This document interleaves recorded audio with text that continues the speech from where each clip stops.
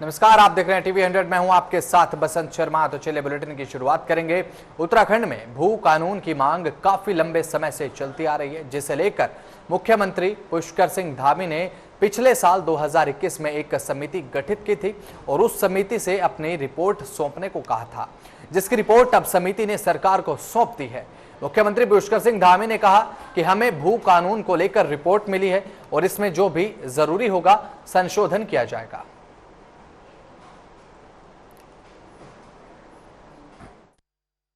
लंबे समय से उत्तराखंड के अंदर एक सख्त भू कानून की आवश्यकता और जरूरत लगातार इस पर चर्चा होती रही है। और पिछले साल मैंने 4 जुलाई 2021 को मुख्य सेवक के रूप में जब ये दायित्व मुझे मिला, जिम्मेदारी मिली, तो बहुत सारे हमारे यहाँ पर उत्तराखंड के विभिन्न क्षेत्रों में काम करने वाले बुद्धिजीवी वर्ग, अनेकों संगठनों के लोग जो उत्तराखंड के बारे में चिंता करते हैं, उन्होंने कहा कि यहाँ पर एक भू कानून होना चाहिए। उसको लेकर हमने कमेटी बनाई थी और कमेटी ने कल ही अपनी सिफारिशें सरकार को सौंप दी हैं। और हमारा मानना है कि उत्तराखंड में एक सख्त भू कानून होना चाहिए, जिससे कि जो हमारी यहाँ पर ज़मीनों का दुरुपयोग हुआ है, मिसयूज हुआ है, वो मिसयूज न हो। किसी भी कीमत पर हम उत्तराखंड की जो हमारी ज़मीनें हैं, उन ज़मीनों को खुर्द बुर्द नहीं होने देंगे। उनको जो है जो जिस उपयोग के लिए ज़मीनें जाती हैं उसका उपयोग नहीं होता है, इसलिए उसमें कुछ जो जरूरी संशोधन है, उन जरूरी संशोधनों को हम लागू करेंगे और जल्दी हम इस पर चर्चा करेंगे, जिससे कि हमारे यहाँ की ज़मीनें सुरक्षित रहें। जल जंगल और ज़मीन तीनों पर जो है हमारा पूरा अधिकार है। उस दिशा में हम सख्ती से काम करेंगे।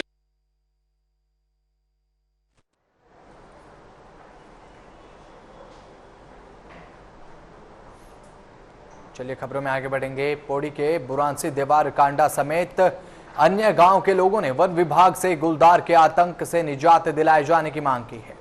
गढ़वाल वन प्रभाग के डीएफओ से मुलाकात कर ग्रामीणों ने बताया कि गुलदार की चहलकदमी से पूरे क्षेत्र में डर का माहौल जो है वो बना हुआ है। अब तक गुलदार कुछ मवेशियों को अपना निवाला बना चुका है। लगातार क्षेत्र में डर का माहौल जो है वो लगातार बरकरार है और गुलदार की सक्रियता से दिन के वक्त भी ग्रामीणों का घर से बाहर निकलना दुश्वार हो गया है। वहीं ग्रामीण कोतवाल सिंह ने यह बताया कि गुलदार के आतंक से निजात दिलाने के लिए वन प्रभाग के कई इलाकों में पिंजरे लगाए हैं। आपको बता दें, साथ ही गांव में रात को गश्त भी लगाया जा रहा है। डीएफओ पौड़ी मुकेश कुमार ने बताया कि ग्रामीण क्षेत्र में मादा गुलदार और उसके 2 बच्चे लगातार दिखाई दे रहे हैं। ग्रामीणों को गुलदार के आतंक से निजात दिलाए जाने के लिए वन विभाग की टीम को रात में गश्त के लिए भेजा जा रहा है। 27 तारीख से हमारे गांव में बाघ की दहशत फैली हुई है। घर से आके खाड़ों को लेके गया। फिर 27 तारीख के बाद उसने फिर 30 तारीख को बकरे को दिन में जब सुखा था उसको उठा के ले गया वो। फिर आज सुबह ये कुत्ते पकड़ ले गया वो। लगातार मतलब हमारे जो बाघ कारण हमारे 4 गांव दहशत में बुरांच हो गया, कांडा हो गया, कांडे हो गया, बेरांगा हो गया। और इसके कारण हमारे वन पदाधिकारी को ज्ञापन देने रखे ताकि डरे बच्चों का। अब बच्चों को सुबह स्कूल है, अब ठीक है सुबह 6 बजे स्कूल खुलते हमारी, हम 6 बच्चे घर से आते हैं। छोटे बच्चे हैं, बच्चों को अटैक कर देगा। एक बाघ इन 2 बच्चों को घूम रही है, हमारे पानी का स्रोत है। और उस पानी स्रोत में जब जा रहे हैं गाँव वाले बच्चे, तो पूरे गाँव में इकट्ठा करना पड़ता है जारे पानी के लिए। गांव है जहां बाघों का आवागमन देखा जा रहा है। यहाँ का एक प्रतिनिधि मंडल भी मुझसे मिला है कि पानी जहां जहां उपलब्ध है या उनके जहां पानी के स्रोत हैं, वहां पर इनका चहल पहल देखी जा रही है। उसमें एक फीमेल लेपर्ड है और उसके 2 बच्चे हैं। उसके अलावा भी बता रहे हैं कि 2-3 बाघ और दिखाई दे रहे हैं। तो इन बाघों के लिए आवश्यक कार्रवाई जो भी है उसको हम अमल में ला रहे हैं अभी, जैसे पिंजरा लगाने की कार्रवाई है और इससे आगे की जो भी कार्रवाई होगी। चलिए खबरों में आगे बढ़ेंगे। उत्तराखंड के देहरादून से खबर सामने आई है। बता दें, 31 अगस्त को नैनीताल उच्च न्यायालय में एक जारी जनहित याचिका में आदेश आया कि सरकार देहरादून में बेदखली का अभियान चलाए, जिसके बाद से ही उत्तराखंड राज्य में लगातार आवाज उठ रही है कि लोगों को बेघर किया जा रहा है। आपको बता दें, इसी कड़ी में प्रेस क्लब में एक प्रेस वार्ता के जरिए 5 विपक्षी दलों के प्रतिनिधियों के साथ राज्य के प्रमुख जन संगठनों ने आवाज उठाई कि राज्य सरकार के इस कदम की वजह से हजारों परिवारों के लिए बेघर होने की संभावना बन गई है। स्थिति आपने मेंटेन रखने की बात कही थी। अब इस नई धामी सरकार का मलिन बस्तियों को लेकर क्या स्टैंड है, ये हम जानना चाहते हैं, क्योंकि पिछले दिनों बहुत ही बुरा अनुभव देखने को मिला जब लोहारी गांव में 48 से ज्यादा परिवारों को बिना नोटिस दिए, बिना पूर्व सूचना किए, बच्चों को, महिलाओं को, बुजुर्गों को रातों रात बरसाती मौसम में चलिए अगली खबर से अब आपको रूबरू करा दे। खबर लोहाघाट से है। मातृ शिशु एवं परिवार कल्याण महिला कर्मचारी संघ के लोहाघाट नगर पालिका बारात घर में आयोजित हुए जिला स्तरीय द्विवार्षिक अधिवेशन में हिमानी पोखरिया को जिला अध्यक्ष और भावना पोखरिया को जिला मंत्री चुना गया। इसके अलावा रश्मि टमटा को वरिष्ठ उपाध्यक्ष, ममता गोस्वामी को उपाध्यक्ष, संतोष चंद को कोषाध्यक्ष, तो वहीं सुनीता डसीला संगठन मंत्री, सुमित्रा रानी संयुक्त मंत्री, बबीता मेहर को संप्रेक्षक चुना गया। इस अवसर पर मुख्य अतिथि के रूप में नगर पालिका अध्यक्ष गोविंद वर्मा, तो वहीं विशिष्ट अतिथि के रूप में जिला क्षय रोग नियंत्रण अधिकारी डॉक्टर कुलदीप यादव, चिकित्सा अधिकारी डॉक्टर जुनैद कमर, फार्मासिस्ट एसोसिएशन जिला मंत्री डॉक्टर सतीश चंद्र पांडे मौजूद रहे। चुनाव अधिकारी डॉक्टर कुलदीप यादव, डॉक्टर जुनैद कमर और डॉक्टर सतीश पांडे ने नवनिर्वाचित पदाधिकारियों को पद व गोपनीयता की शपथ दिलाई।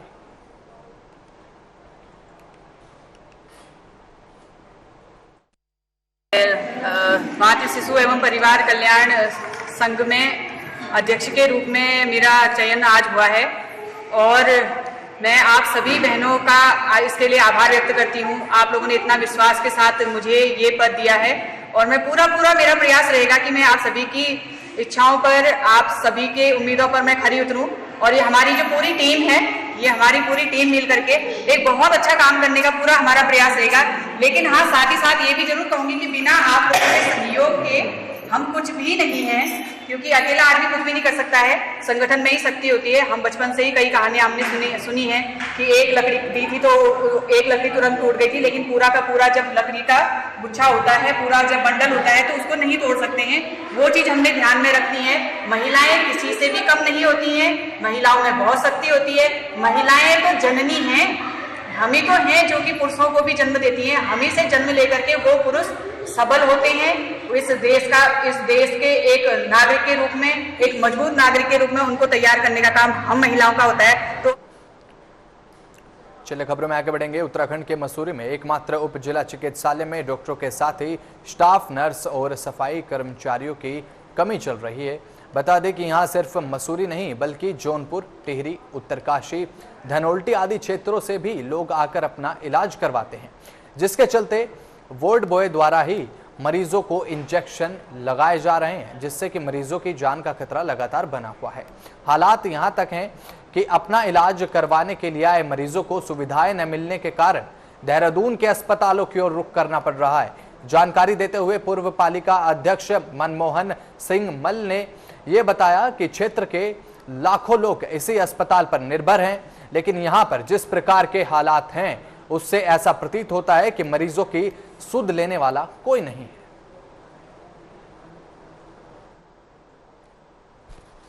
तो मेरे को दिक्कत एक है कि हम जिस डॉक्टर के पास आ रहे हैं, पहले डॉक्टर के पास आए, उन्होंने हमें 5 दिन की दवाई दी, प्लस अगले दिन मैं आया तो वो डॉक्टर नहीं मिले।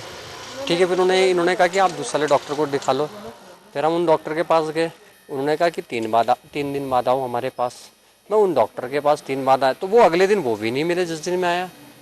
अब मैंने उनसे पूछा, मैंने कहा सर डॉक्टर आए, उन्होंने बोला कि है ही नहीं वो। फिर मैं तीसरे डॉक्टर के पास गया और डॉक्टर के पास जब मैं गया तो उन्होंने मुझे दवाई दी, कहा कि आप 5-6 दिन खाओ फिर आओ। देखिए, जहाँ तक हमारे जिला चिकित्सालय की बात है मसूरी की, बड़ी मुश्किल से वो हॉस्पिटल बना, बहुत जल्दीबाजी में उसका उद्घाटन किया और उद्घाटन के बाद जो है 28-29 डॉक्टर्स वहाँ लाए गए। मेरे को अभी संज्ञान में आया। मैंने तो अभी परसों 2 सितंबर को सीएम साहब से भी शिकायत की है। सिटी स्कैन मशीन किसी ने 1.5 करोड़ रुपए खर्च किए, वो आज जो है चालू की स्थिति में, उसमें कोई परमिशन नहीं चलाने की, न कोई उसे चला पा रहा है, न गरीब आदमियों का भला हो रहा है जिन्होंने उसको दिया। और 8 या 9 डॉक्टर जो है यहाँ से कहीं दूसरे हॉस्पिटलों में शिफ्ट कर दिए और जो भी यहाँ ना ओटी है और कैसे हड्डी का जो ऑर्थोपेडिक डॉक्टर है कैसे ऑपरेशन करेगा, गायना डॉक्टर आपके पास है, उसके साथ चपरासी नहीं, उसके साथ कोई हेल्पर नहीं है, ना आपकी छोटी ओटी है, तो कैसे हॉस्पिटल चलेगा। और इस तरह से अगर चपरासियों से ही हॉस्पिटल चलेगा, जिस तरह मेरे संज्ञान में है कि जो है एक जो है 4th क्लास जो है वहाँ इंजेक्शन लगा रहा है, गरीब जो पेशेंट वहाँ जो जा रहे हैं, तो इस तरह की घटना है तो बड़ी दुर्भाग्यपूर्ण है। इतने बड़े शहर की जो एक पूरा विश्व प्रसिद्ध शहर हमारा मसूरी है और ले देकर एक हॉस्पिटल, उसकी जब ये स्थिति है तो आप समझ सकते हैं कि इस मसूरी के लोगों का क्या होगा, जो बेचारे कहीं बाहर नहीं जा सकते। चलिए खबरों में आगे बढ़ेंगे। उत्तराखंड के नैनीताल में 120वां मां नंदा देवी महोत्सव का आयोजन किया गया। इस दौरान महायज्ञ और कन्या पूजन का भी आयोजन किया गया, जिसके बाद विशाल भंडारे का आयोजन भी देखने को मिला। मुख्य पुजारी भागवत जोशी ने पंचतत्व आरती का महत्व भी समझाया। बीती रात हुई इस आरती में शामिल हुए भक्त भाव विभोर हो गए। बता दें कि 2 वर्षों के बाद आयोजित महोत्सव में भक्त पूरी तरह के साथ आस्था से जुड़े दिखे और आस्था के जोरों के साथ जो है भक्तों ने इस महोत्सव में आनंद लिया और इस महोत्सव में जुड़े।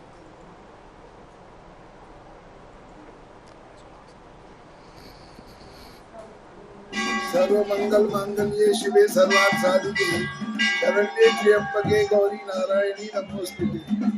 माया जगदम्बा की प्रातः और सायंकालीन आरती। सायंकाल में जैसे क्षिति जल पावक गगन समीरा, क्षिति मतलब आकाश, तो आकाश तत्व का यहाँ पर शंख से मतलब है। जब शंख बजाते हैं तो मुंजायमान होता नहीं वातावरण। वायु तत्व, जल तत्व और पृथ्वी तत्व, ये सब चीजें आरती में आप देखते होंगे। जल से भी होती है, वस्त्र से भी होती है, अग्नि से भी होती है, जो प्रतीक प्रज्वलित करके करते हैं हम। तो ये पंच तत्व, पंच भौतिक शरीरों के लिए जो हम आरती करते हैं, इससे महामाया जगदम्बा की नजर उतारी जाती है। चलिए खबरों में आगे बढ़ेंगे। उत्तराखंड के मसूरी से खबर है, जहां मसूरी कोतवाली में व्यापारियों और मसूरी कोतवाल दिग्पाल सिंह कोहली ने बैठक कर मसूरी शहर की समस्याओं पर सुझाव और शिकायतें सुनी, साथ ही उसका तुरंत निस्तारण करने की उन्होंने बात कही। उन्होंने व्यापारियों से भी अनुरोध किया कि वह भी ऐसे लोगों के खिलाफ पुलिस को सूचित करे, पुलिस को ऐसे लोगों के खिलाफ सूचना दे जो यहाँ की युवा पीढ़ी को नशे की ओर धकेल रहे हैं।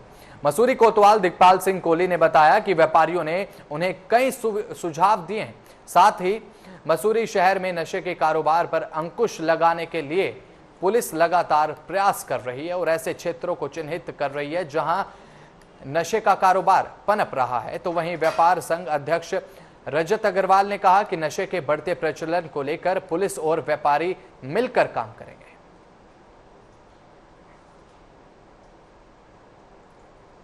देखिए, आज मुख्य तौर पर कोतवाली में जो बैठक हुई उसमें मसूरी में ट्रैफिक व्यवस्था को लेकर, अतिक्रमण को लेकर और जो जिस प्रकार से आजकल ड्रग माफिया मसूरी पे हावी हो रहे हैं, इस सब के अलावा शहर में आ रहे बाहरी व्यापारियों की और फेरी वालों पे चर्चा हुई।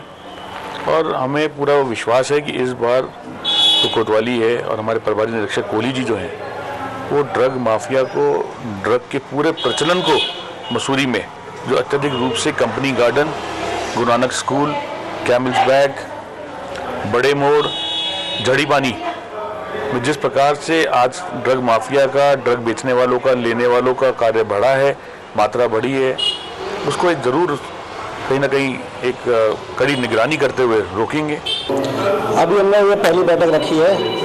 सुझाव और समस्याएं दोनों ही मैंने उनसे जाननी चाहिए। मुख्य समस्या तो ट्रैफिक की है और दूसरा जो वन वे है उसको फॉलो नहीं हो रहा है।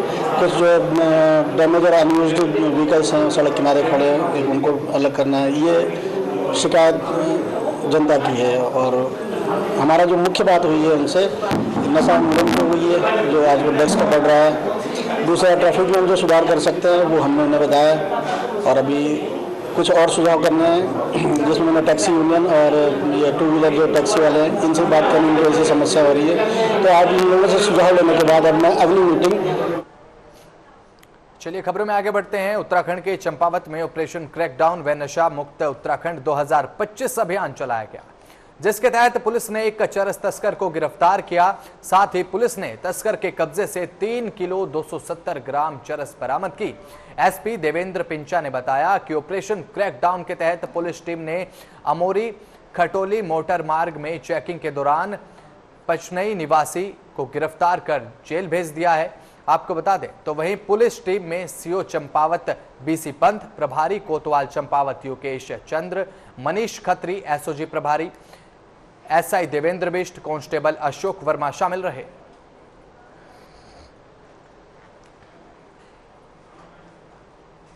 ऑपरेशन क्रैकडाउन चल रहा है, उसी में आज एक काफ़ी अच्छी सफलता हमारे एंटी नार्कोटिक्स टास्क फोर्स और एसओजी और चंपावत पुलिस को यहाँ पर मिली है, जिसमें चंपावत थाना अंतर्गत अमोरी के पास से एक अभियुक्त को पुलिस ने गिरफ्तार किया है, जिसके कब्जे से लगभग 3 किलो और 270 ग्राम के आसपास चरस बरामद की गई है। फिलहाल हम लोग उससे और भी ये जानकारी कर रहे हैं इकट्ठा कि वो आगे कहाँ ले जा रहा था और उसका उद्देश्य था, क्या मकसद था, और साथ साथ क्रिमिनल हिस्ट्री भी हम खंगाल रहे हैं, क्योंकि काफ़ी अच्छा ये इनके काम है हमारे टीम का। इसको 5,000 रुपये। चलिए खबरों में आगे बढ़ेंगे। उत्तराखंड के देहरादून में यूनियन बैंक ऑफ इंडिया और दून मेडिकल कॉलेज के संयुक्त प्रयास से मेडिकल कॉलेज के सर्वश्रेष्ठ शिक्षकों को सम्मानित किया गया। इस दौरान स्वास्थ्य मंत्री धन सिंह रावत शिक्षकों को सम्मानित करने दून मेडिकल कॉलेज पहुंचे। वहीं कैबिनेट मंत्री धन सिंह रावत ने दून मेडिकल कॉलेज के प्राचार्य आशुतोष शाइना और यूनियन बैंक ऑफ इंडिया के क्षेत्रीय प्रमुख लोकनाथ साहू का इस प्रयास के लिए धन्यवाद किया। इस दौरान यूनियन बैंक ऑफ इंडिया के क्षेत्रीय प्रमुख लोकनाथ साहू ने कहा कि शिक्षक दिवस के अवसर पर सबने शिक्षकों को तो याद किया, लेकिन उन डॉक्टर्स को जो मेडिकल क्षेत्र में पढ़ाते हैं उनकी ओर किसी का ध्यान नहीं गया। इसलिए यूनियन बैंक ने यह कदम उठाने का निश्चय किया।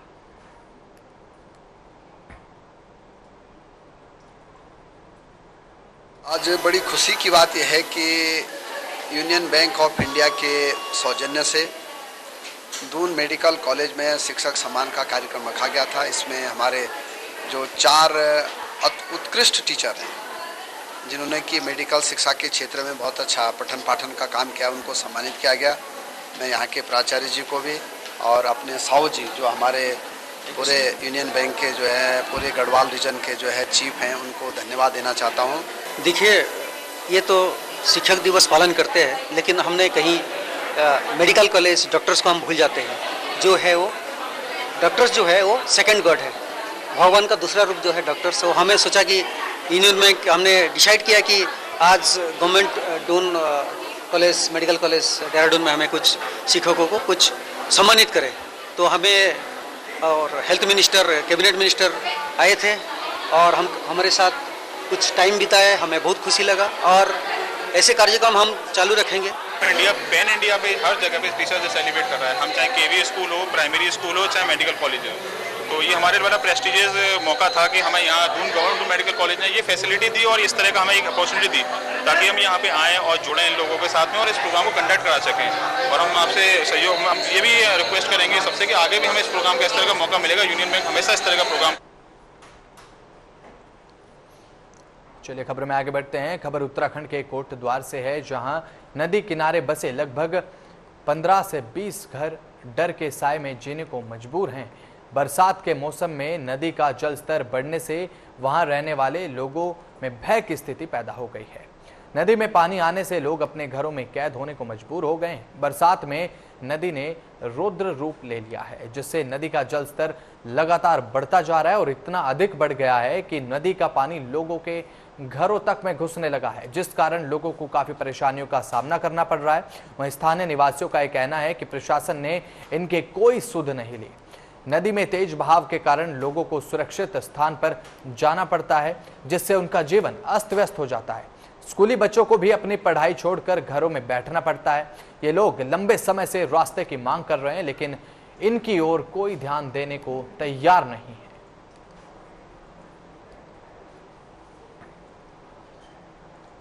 समस्या ये है, हमारे पास रास्ता नहीं है, नदी आ रही है, हमारा घर नदी के किनारे है तो थोड़ा टूटने फूटने का भी डर है। अब जब रास्ता ही नहीं है तो हम नदी तैर के जाते हैं, नदी तैर के आते हैं। यही है हमारी समस्या। यहाँ पे दीवार लगना चाहिए, ऊंचा होना चाहिए, थोड़ा खुदान भी होता तो हमारा थोड़ा बचत हो जाता कि मतलब आने जाने में दिक्कत ना होती। ये है हमारी समस्या। शिकायत करी तो पार्षद तो कभी आता नहीं, जब से जीते हैं तब से तो आए ही नहीं, देखने भी नहीं आए इस किनारे तो कभी, कि मतलब हमने यहाँ पे भी जाना है, यहाँ पे भी समस्या है कि कोई रहते हैं यहाँ पे। तो उस तरफ करीब 10-12 लोग निवास कर रहे हैं परिवार, और संज्ञान में लाया गया है। पहले से वहाँ पर कोई पूर्व में कोई पुल स्थापित नहीं था, और इसको चेक करवाया जाएगा। अगर वहाँ पर आवश्यकता होगी या कोई वैकल्पिक रास्ता नहीं मिलेगा तो पुल बनाने का प्रस्ताव जो है नियमानुसार संबंधित विभाग को भेजा जाएगा।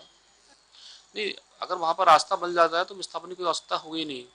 मेन प्रॉब्लम यह है कि फिलहाल उनके लिए अप्रोच रोड अवेलेबल है या नहीं है। आज हम उस जगह खड़े हैं कोटद्वार की नगर निगम की क्षेत्र में, एक क्षेत्र पड़ता है गिवाई सोत। 2017 में इस नदी ने इतनी तहलका मचाया था। आप देख रहे हैं मेरा कैमरा पीछे जो ये साइड में मकान दिख रहे हैं, आज से 2 साल पहले 17 में कम से कम 2-3 मकान बिल्कुल बह गए थे। आज तक ये लोग उसी के डर के मारे उसी साए में जी रहे हैं। इनकी सुनने के लिए कोई तैयार नहीं है, ना कोई पार्षद, ना 6 विधायक, ना कोई प्रशासन इनकी कोई सुध लेने को तैयार नहीं है। जो कि बच्चे जो 10-12 घर यहाँ पर हैं, इनके बच्चे रोज स्कूल जाते हैं, राशन लेने आते हैं, ये नदी के बीच में से तैर के जाते हैं। इनके लिए कोई रास्ता नहीं है, ना इनके लिए कोई सुविधा है। मैं यही प्रशासन से यही कहना चाहूँगा कि किसी तरह इन गरीबों की सुने। रास्ता नहीं है इनकी, देखें ये नदी जब आती है इतनी भयंकर आती है कि मैं कैमरामैन को कहूँगा जो पीछे वाला पुल है दिखाएं। ये पुल भी, इस पुल को भी पानी पार करता है, ऊपर जाता है। ये नदी इतनी भर चुकी है कि 20 साल से इस नदी में कोई खुदाई नहीं हुई है। 20-25 साल पहले इस नदी का जो रूप था वो बहुत नीचे गहराई पे था। अब जो 25 साल से नदी भरी है, पत्थर आए हैं, आरवी में आया है, ये नदी बिल्कुल भर चुकी है। अब पानी लोगों के घर में जाने को तैयार रहता है। लोग इतने साए में हैं कि रोज जब भी बारिश में पानी आता है तो लोग अपना मकान खाली करके अपनी सेफ जगह पे चले आते हैं, अपना खाना पीना लेके जाते हैं, सड़कों पे रहते हैं। अपने घर में आने में डरते हैं कि कहीं ऐसा ना हो कि मकान टूट जाए और साथ में हम लोग भी बह जाएं। तो इसलिए कहना चाहेंगे कि कोई ना कोई इनकी सूद लेने कोई आए, कोई प्रशासन आए, कोई पार्षद आए, पर कोई इनकी सुनने को तैयार नहीं हो। अजय, ऐसी ही लेटेस्ट खबरों को जानने के लिए हमारे चैनल को लाइक करें, सब्सक्राइब करें तथा बेल आइकन पर प्रेस करना ना भूलें।